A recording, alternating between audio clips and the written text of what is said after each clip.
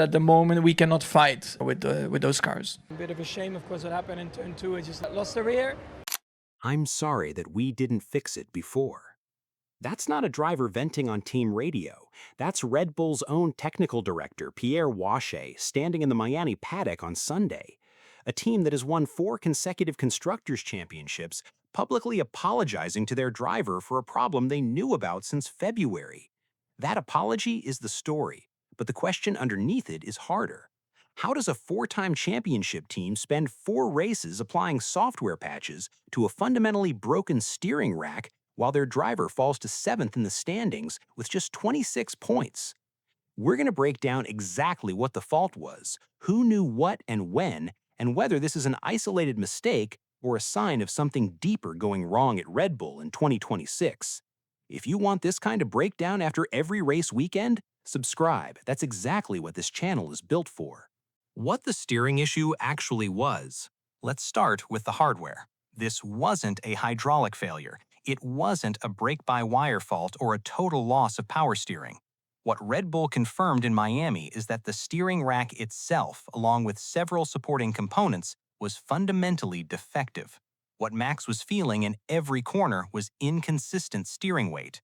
The rack wasn't responding linearly to his inputs. He'd turn in, and the car's reaction didn't match what his hands were feeding it. Not dramatically, not in a way that was visible on broadcast, but for a driver operating at Verstappen's level of precision, that inconsistency is the difference between committing to a corner at the limit and second-guessing every apex. Telemetry confirmed it post-session. The rack's response curve was irregular under load. This was not a setup preference, it was hardware. Max knew since February. Here's the detail that makes Wache's apology sting. This was not a Miami surprise. During a Dutch media session on Sunday, Max confirmed he first felt the issue during the very first shakedown in Barcelona back in February, before a single championship point was on the table.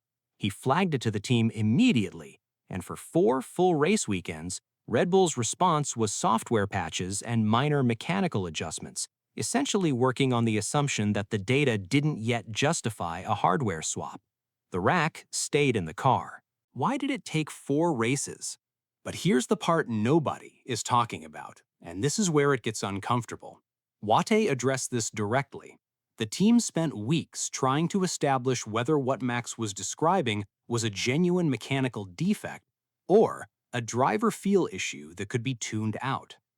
3 months, 4 race weekends. The rack stayed in the car, and Max knew.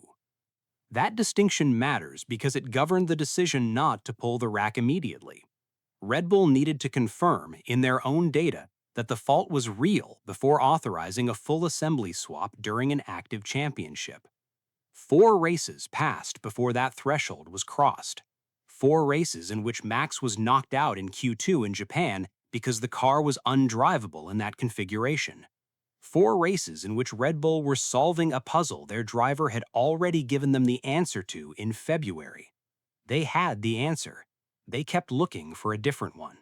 The cost in Miami and the championship. The cruelty of Miami is that it showed both sides of this story at once. With the new rack finally fitted before competitive sessions, Verstappen's pace was immediately transformed. He looked, briefly, like the driver who won 19 races in 2023. Then, on lap 1, a spin dropped him to the rear of the field. He recovered to P5, 44 seconds off the lead. That spin is not on the steering rack, but the 40 to 50 points estimated to have been lost across the season, those are. China, a retirement from 6th due to a coolant fault. Japan, eliminated in Q2 with a car Max simply couldn't trust. Max now sits 7th in the Drivers' Championship with 26 points. Kimi Antonelli leads with 100. That gap, 74 points, is the clearest measure of what 4 missed races cost. Is this a pattern? 74 points, 7 races into a championship Red Bull expected to compete for. And here's where this stops being a story about one steering rack and starts being a story about a team under structural pressure they didn't fully anticipate. Because the steering rack is not the only reliability story from the first 5 rounds. In China, Max retired from a point-scoring position with a coolant fault nothing to do with the steering.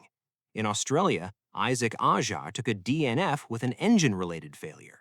The reason cited was specific. Red Bull's internal packaging is too tight. The RB21's chassis was designed around the new power unit's dimensions, but the cooling demands of Red Bull Powertrain's first full-works engine weren't fully understood until the car was under race load.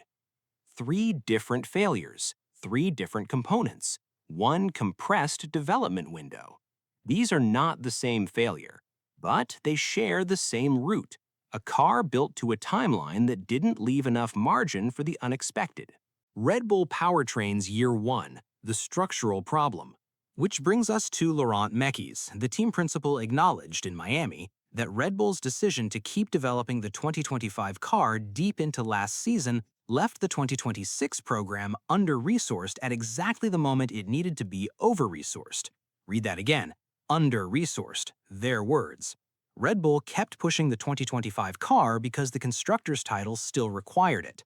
The cost was arriving at 2026's radically different technical regulations with less validation mileage than rivals who had pivoted earlier. Honda's departure accelerated the problem. Red Bull Powertrains is, in competitive terms, a first-year engine manufacturer going up against Ferrari and Mercedes, both of whom have spent over a decade understanding power unit thermal management under race conditions. First year, against 2 manufacturers with decades of data. The steering rack is a chassis fault, not a power unit fault, but both failures point to the same verdict. Red Bull are carrying more developmental risk in 2026 than at any point since 2022. They are not a team in crisis. They are a team paying the cost of a compressed development cycle in a regulation year that punishes exactly that. What happens now? So where does this leave them? The rack is fixed. Miami confirmed the underlying pace is real, but 74 points is not a gap you close with pace alone, particularly when Antonelli and Mercedes appear to have found their own stability. The Americas finale at Canada. Red Bull need consecutive clean weekends, mechanically clean, strategically clean, to keep the championship mathematically alive through mid-summer. Washay's apology was genuine, that matters. Teams that acknowledge failure publicly tend to correct faster than teams that manage perception. But acknowledgement is not the same as resolution. The question going into Canada is not whether Red Bull are fast enough. Miami answered that clearly. The question is whether they are reliable enough, and whether Max will finally have the car underneath him that he has been asking for since February. And that question gets a lot more loaded when you consider what Red Bull have quietly confirmed about their power unit upgrade schedule for the second half of 2026.